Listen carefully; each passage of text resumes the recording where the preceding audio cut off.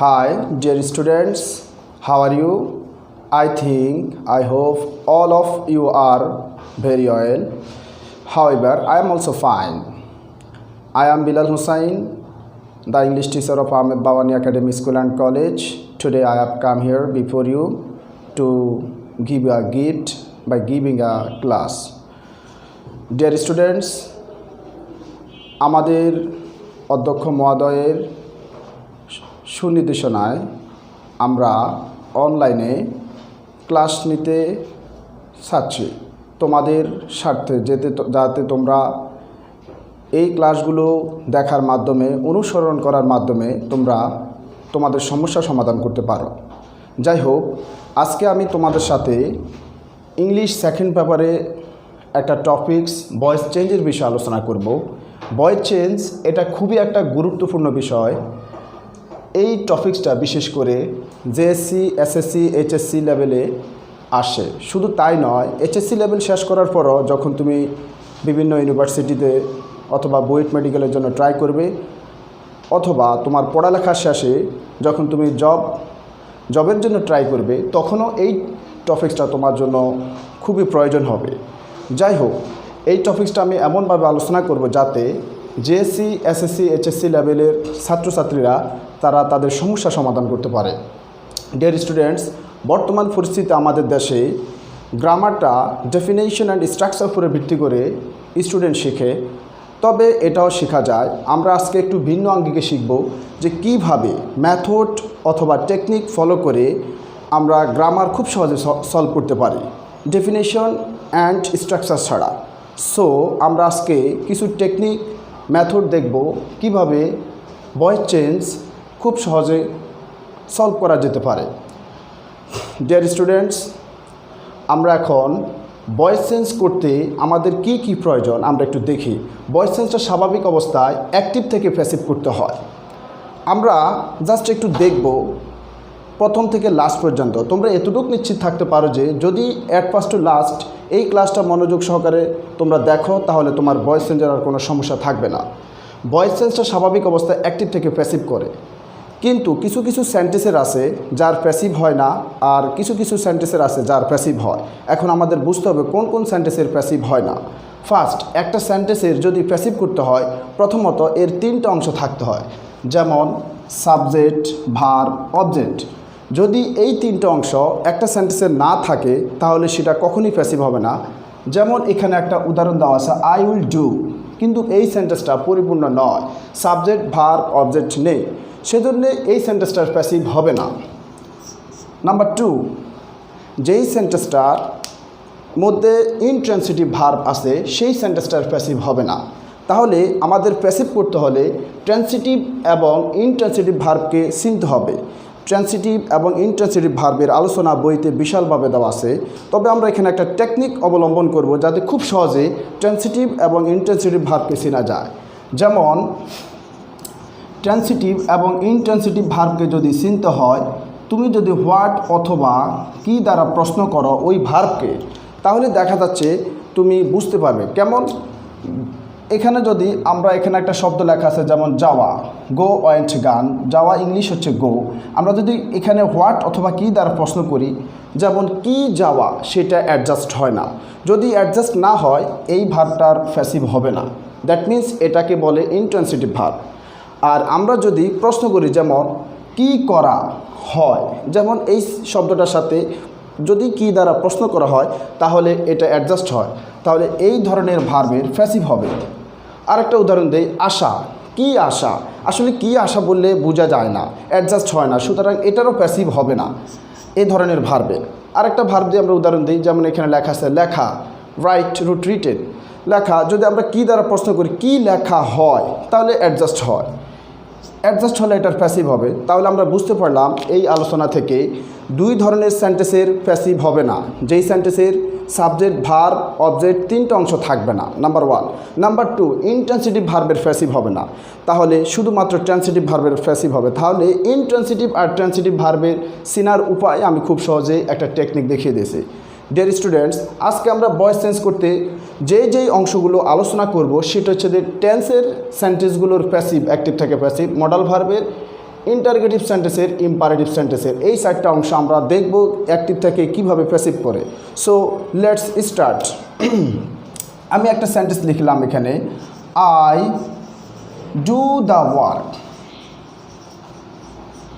এখানে আমি কয়েকটা ভার্ব লিখেছি। মনে রাখবে অ্যাক্টিভ থেকে প্যাসিভ করতে হলে তোমাকে এই ধরনের কিছু ভার্ব অবশ্যই জানতে হবে, যেগুলো খুবই পরিচিতি, যা তোমাদের সাধারণ গ্রামারগুলোতে পাওয়া যায়। তোমরা অবশ্যই এগুলো শিখে নেবে। আমি এখানে কয়েকটা দিয়ে উদাহরণ দিয়েছি। স্বাভাবিক অবস্থায় ভার্বের এই অংশটাকে প্রেজেন্ট ফর্ম বলে, এটাকে পাস্ট ফর্ম বলে, এটাকে পাস্ট পার্টিসিপল ফর্ম বলে, কিন্তু আমরা এটাকে সংক্ষিপ্ত আকারে মনে রাখবো ভার্বের 1 2 3। আচ্ছা, মনে রাখবে যখন আমরা অ্যাক্টিভ থেকে প্যাসিভ করব তখন ওই মূল ভার্বে আমরা একটা দাগ দেব। সেন্টেন্সটা যত বড় হোক, যেরকমই হোক, আগে যে অংশটা থাকবে সেটাতে দাগ দেব, পরে যে অংশটা থাকবে সেটাতে একটা দাগ দেব, 3টা দাগ। আর যেই কোনো সেন্টেন্সকে অ্যাক্টিভ থেকে প্যাসিভ করতে হলে তোমাকে মাস্ট 3টা দাগ দিতে হবে। 3টা দাগ যদি না দেওয়া যায়, সাবজেক্ট ভার্ব অবজেক্ট যদি না থাকে, সেটা কখনোই প্যাসিভ হবে না। আর এই 3 দাগের মাধ্যমে পৃথিবীর এমন কোনো সেন্টেন্স নেই যেটা প্যাসিভ হবে না। তাহলে আমরা দেখি এই অ্যাক্টিভ থেকে প্যাসিভ কীভাবে করতে হয়। মনে রাখবে একটা কথা এখানে খুবই গুরুত্বপূর্ণ বিষয়, ভার্বের আগের অংশটাকে বলে সাবজেক্ট, পরের অংশটাকে বলে অবজেক্ট। এখানে আমি কিছু প্রনাউন লিখেছি, দেখো এই প্রথম সারিটাকে, যেমন I, you, she, he, it, they, তোমরা জানো, এগুলোকে বলে subjective form. Me, us, you, her, him, it, them, এগুলোকে বলে অবজেক্টিভ ফর্ম। এখানে যে গুরুত্বপূর্ণ বিষয়টা, এই সাবজেক্টিভ ফর্ম সবসময় ভার্বের সাবজেক্টে বসে, অবজেক্টিভ ফর্ম সবসময় ভার্বের অবজেক্টে বসে। কিন্তু হ্যাঁ, 2-1টা ব্যতিক্রম রুল আছে, এটা আমাদের এখন আপাতত প্রয়োজন নেই। সাবজেক্টে কখনোই অবজেক্টিভ ফর্ম বসতে পারে না, অবজেক্টে কখনোই সাবজেক্টিভ ফর্ম বসতে পারে না। আর এই সাবজেক্ট, অবজেক্ট, এই প্রনাউনগুলো ছাড়াও অন্য যে কোনো নাউন হতে পারে। যদি সে নাউনটা হয়, সেটা থার্ড পারসন সিঙ্গুলারের মধ্যে পড়ে যাবে। আর আপাতত এটাকে ফার্স্ট পারসন বলে, এটাকে সেকেন্ড পারসন, এটাকে third person. First person singular, plural, second person singular, plural, তবে সেটা সবসময় প্লুরাল হিসেবে ব্যবহার হয়, এটা কখনো গ্রামারে সিঙ্গুলার হিসেবে ব্যবহার হয় না। থার্ড পারসন শি, হি, ইট, এটা সিঙ্গুলার, এটা প্লুরাল। মনে রাখবে এই সাবজেক্টের সাথে ভার্বের সম্পর্কটা খুবই জরুরি এবং প্রয়োজনীয়। সাবজেক্টটা যদি সিঙ্গুলার হয়, ভার্বটাও সিঙ্গুলার হবে। সাবজেক্টটা যদি প্লুরাল হয়, ভার্বটাও প্লুরাল হবে। তাহলে আবার দেখা যাক আমরা এই গ্রামারটা সলভ করি। দেখো, আই ডু দ্য ওয়ার্ক, এখানে 3টা অংশ আছে। 3 নাম্বার যে অংশটা থাকবে সেটা শুরুতে বসে যাবে। দ্যাট মিন্স অবজেক্ট সবসময় সাবজেক্টে চলে আসবে। আর এটার সাথে অ্যাডজাস্ট করে এখান থেকে তুমি ভার্ব নেবে। কীভাবে নেবে? যদি ভার্বের 1 হয়, সেই সেন্টেন্সটাকে প্যাসিভ করতে হলে তুমি এম ইজ আর এর সাহায্য করবে। তাহলে দ্য ওয়ার্ক, এটা সিঙ্গুলার, এটার সাথে ভার্ব সিঙ্গুলার বসবে। আর যদি তুমি প্যাসিভ করতে যাও অ্যাক্টিভ থেকে, সেই ভার্বটার সবসময় থার্ড ফর্ম বসবে। আর সাবজেক্টটা সবসময় অবজেক্টিভ ফর্ম বসবে, তার আগে বাই হবে। তবে হ্যাঁ, বাই ছাড়াও অন্যান্য প্রিপোজিশন বসতে পারে, কিন্তু আজকে আমরা আপাতত এই প্রিপোজিশন দিয়ে শিখব। আশা করি তোমরা আমার এই কথাটা বুঝতে পারছো। আমি আবার একটু প্রথম থেকে ব্যাক করি। কোন কোন সেন্টেন্সের প্যাসিভ হবে? 2 ধরনের। কোন কোন সেন্টেন্সের প্যাসিভ হবে না? যদি 3টা অংশ না থাকে, সাবজেক্ট, ভার্ব, অবজেক্ট, ইন্ট্রান্সিটিভ ভার্বের প্যাসিভ হবে না।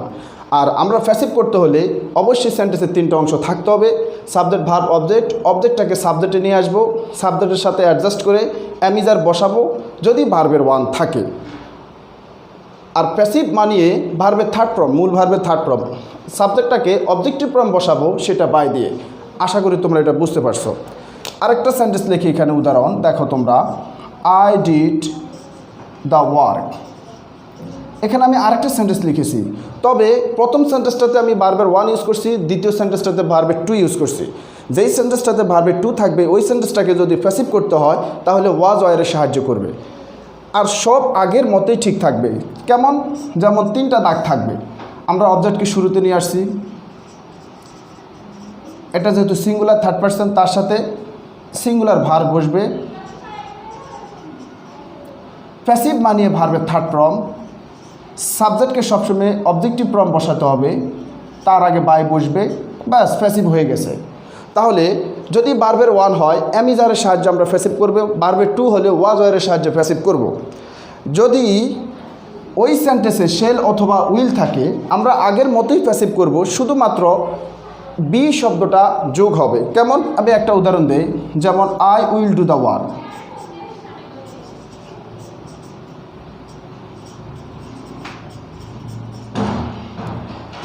আমরা আগের মতো তিনটা দাগ দিই, সাবজেক্ট ভার্ব অবজেক্ট।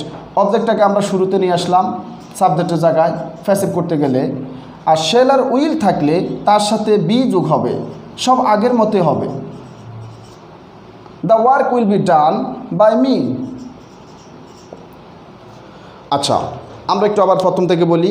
অ্যামিজার থাকলে, যদি ভার্বের 1 থাকে তাহলে অ্যামিজারের মাধ্যমে প্যাসিভ করবে, ভার্বের 2 থাকলে ওয়াজ ওয়ার মাধ্যমে প্যাসিভ করবে, যদি শেল উইল থাকে তাহলে বি যোগ হবে, কিন্তু সব সেন্টেন্সগুলো একইভাবে প্যাসিভ হবে। আর যদি হ্যাভ হ্যাজ হ্যাড থাকে তাহলে আগের মতোই প্যাসিভ হবে, তবে বিন যোগ হবে। কেমন? যেমন I have done the work.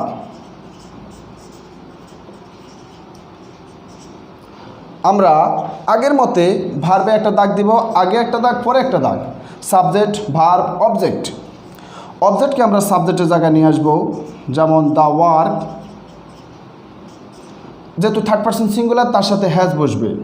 Has আমি বলছিলাম যদি হ্যাভ হ্যাজ হ্যাড থাকে তাহলে বিন যোগ হবে, সব আগের মতোই হবে। The work has been done by me.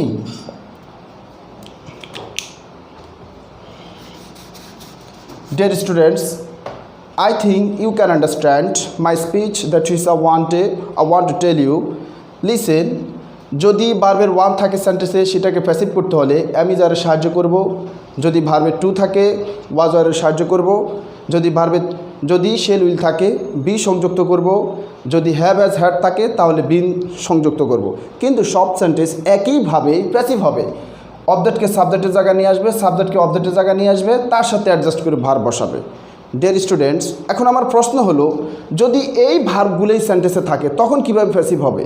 তখন একইভাবে প্যাসিভ হবে, কিন্তু সেখানে বিং যোগ হবে। কেমন? একটা উদাহরণ দেখি আমরা।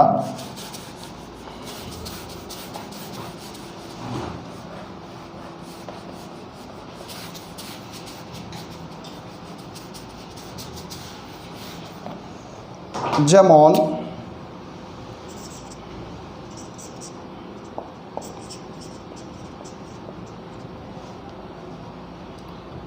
I am doing the work। তাহলে এখানে নিজেই am is are was were shall will be have has had এই ধরনের শব্দগুলো যদি থাকে তাহলে সেখানে প্যাসিভ করতে হলে বিং যোগ হবে। কেমন যোগ হবে? আগের মতে আমরা তিনটা দাগ দেব, সাবজেক্ট ভার্ব অবজেক্ট। তাহলে আমরা শুরুতে অবজেক্টকে সাবজেক্টের জায়গায় নিয়ে আসলাম, তার সাথে অ্যাডজাস্ট করে আমরা ভার্ব বসিয়ে বিং যোগ করলাম, প্যাসিভ বানিয়ে ভার্বের থার্ড ফর্ম আর বাই দিয়ে সাবজেক্টের অবজেক্টিভ ফর্ম বসাবে, ব্যাস হয়ে গেছে। আমি আবার বলি, যদি অ্যামিজার থাকে, ওয়াজ ওয়ার থাকে, শেল বি উইল বি থাকে, হ্যাভ বিন হ্যাজ বিন থাকে, তাহলে ওই সেন্টেন্সটাকে প্যাসিভ করতে হলে বিং যোগ হবে। ডিয়ার স্টুডেন্টস, এ হচ্ছে যে আমাদের টেন্সের সেন্টেন্সগুলোর প্যাসিভ। আমি আবার বলি, যদি ভার্বের 1 থাকে অ্যামিজার, ভার্বের 2 থাকলে ওয়াজ ওয়ার, শেল উইল থাকলে বি হবে, হ্যাভ হ্যাজ হ্যাড থাকলে বিন হবে, আর যদি এইগুলো থাকে তাহলে বিং হবে, তবে সব সেন্টেন্স একইভাবে প্যাসিভ করবে।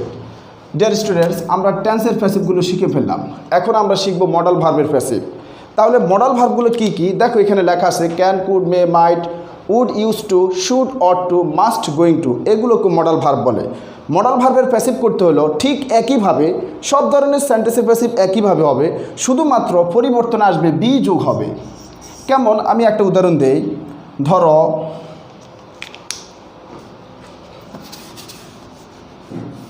আমি এখানে লিখলাম I can do the work. তাহলে আমরা ঠিক আগের মতো তিনটা দাগ দিলাম, সাবজেক্ট ভার্ব অবজেক্ট। অবজেক্টকে আমরা সাবজেক্টের জায়গায় নিয়ে আসলাম, সব আগের মতোই বসালাম, শুধুমাত্র বি যোগ করলাম, প্যাসিভ বানিয়ে ভার্বের থার্ড ফর্ম আর সাবজেক্টকে অবজেক্টিভ ফর্ম বাই দিয়ে বসাতে হবে, ব্যাস প্যাসিভ হয়ে গেছে। ডিয়ার স্টুডেন্টস, আশা করি তোমরা মডাল ভার্বের কীভাবে প্যাসিভ করতে হয়, মডাল ভার্ব এছাড়াও আরও মডাল ভার্ব আছে, কিন্তু আপাতত তোমাদের এইগুলোর ব্যবহারে আসে। এগুলো দিয়ে যখন সেন্টেন্স আসবে তোমরা আগের মতোই সব সেন্টেন্সের প্যাসিভই করবে, শুধু বাড়তি বিটা বসাবে তোমরা। আশা করি তোমরা মডাল ভার্বের প্যাসিভটা বুঝতে পারছো। আমি আবার একটু প্রথম থেকে বলি। টেন্সের প্যাসিভ, যদি ভার্বের 1 থাকে এম ইজ আর এর মাধ্যমে প্যাসিভ করবে, 2 থাকলে ওয়াজ এর মাধ্যমে, শেল উইল থাকলে বি যোগ হবে, হ্যাভ অ্যাজ হ্যাড থাকলে বিন যোগ হবে, আর যদি এইগুলো থাকে তাহলে বিং যোগ হবে। আর মডাল ভার্বের ক্ষেত্রে বি যোগ করে প্যাসিভ করবে। ডিয়ার স্টুডেন্টস, আজকে আমরা টেন্সের প্যাসিভ শিখলাম, মডাল ভার্বের প্যাসিভ শিখলাম। এখন আমরা শিখব ইন্টারোগেটিভ সেন্টেন্সের প্যাসিভ। ইন্টারোগেটিভ সেন্টেন্সের প্যাসিভ দেখো খুব সহজ বিষয়। ইন্টারোগেটিভ সেন্টেন্সের প্যাসিভ তোমরা জানো বইতে অনেক কঠিনভাবে দেওয়া আছে, কিন্তু আজকে আমি একটা টেকনিক দেখাবো কিভাবে ইন্টারোগেটিভ সেন্টেন্সের প্যাসিভ করে। ধরো একটা সেন্টেন্স আমি লিখলাম, ডু ইউ সি মি, তুমি কি আমাকে দেখো। আমরা ঠিক আগের মতোই 3টা দাগ দিব, কিন্তু যাকে দিয়ে প্রশ্ন করে সেটা আমরা নিচে দাগ দিব না। মনে রাখবে, যদি ডু এবং ডাজের মাধ্যমে প্রশ্ন করে সেই সেন্টেন্সটাকে প্যাসিভ করতে হলে আমরা অ্যামিজারের সাহায্যে প্যাসিভ করব। কেমন প্যাসিভ করবে দেখো, আমরা ঠিক 3টায় দাগ দিব, আগের মতোই প্যাসিভ করব। যেমন এটা একটা অবজেক্ট, সাবজেক্টে চলে আসবে, তাহলে আইয়ের সাথে এম বসে। আমরা আগে অক্সিলিয়ারি ভার্বটাকে এখানে বসাতাম, কিন্তু আমরা এখন আগে বসাবো। ভার্বের থার্ড ফর্ম সব আগের মতো হবে, বাস হয়ে গেছে। আমি একটু আবার বলি, ইন্টারোগেটিভ সেন্টেন্সের প্যাসিভ স্টুডেন্ট অনেক ভয় পায়, মনে করে যে বইতে যেমন এটা 3-4টা সেন্টেন্স পরিবর্তন করার মাধ্যমে করে, কিন্তু আমরা এখানে একটা টেকনিক দেখালাম। ডু ডাজ দিয়ে যদি প্রশ্ন করে অ্যামিজারের মাধ্যমে আমরা প্যাসিভ করব। ঠিক আগের মতো 3টা দাগ দিব, অবজেক্টকে সাবজেক্ট, সাবজেক্টকে অবজেক্ট, আর তার সাথে অ্যাডজাস্ট করে এই অ্যামিজার বসাবো, কিন্তু সেটা সাবজেক্টের পরে নয় আগে বসাবো, বাস প্যাসিভ হয়ে গেছে। ডিয়ার স্টুডেন্টস, যদি ডিড দ্বারা প্রশ্ন করা হয় তাহলে ডিড দ্বারা প্রশ্ন করা হলে ওয়াজারের মাধ্যমে প্যাসিভ করবে। ঠিক একইভাবে, যেমন আমি একটা উদাহরণ দেই,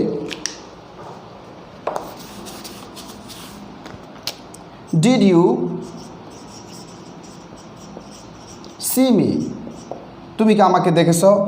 ঠিক আমরা 3টা দাগ দিলাম, অবজেক্টকে সাবজেক্টের জায়গায়, আর তার সাথে অ্যাডজাস্ট করে আমরা ওয়াজ বসালাম। প্যাসিভ মানে হচ্ছে যে ভার্বের থার্ড ফর্ম বাই দিয়ে সাবজেক্টকে অবজেক্টিভ ফর্ম বসাবো, ব্যাস প্যাসিভ হয়ে গেছে। ডিয়ার স্টুডেন্ট, ঠিক ইন্টারোগেটিভ সেন্টেন্স যত ধরনের সেন্টেন্স আছে এই স্টাইলে প্যাসিভ হবে। অ্যামিজার ডু ডাজ থাকলে অ্যামিজারের মাধ্যমে প্যাসিভ হবে। ডিড দিয়ে যদি কোশ্চেন করা হয় ওয়াজ দিয়ে প্যাসিভ হবে। যদি শেল আর উইল দিয়ে কোশ্চেন করা হয় তাহলে ঠিক এইভাবেই প্যাসিভ হবে, কিন্তু সাথে বি থাকবে। যদি হ্যাভ হ্যাজ হ্যাড দ্বারা প্রশ্ন করা হয় ঠিক এইভাবেই প্যাসিভ হবে, কিন্তু সাথে বিন থাকবে। Dear students, I think you can understand my speech that is I want to tell you. তাহলে আমরা ইন্টারোগেটিভ সেন্টেন্সের প্যাসিভটা শিখলাম। এখন আমরা শিখব ইম্পারেটিভ সেন্টেন্সের কীভাবে প্যাসিভ করে।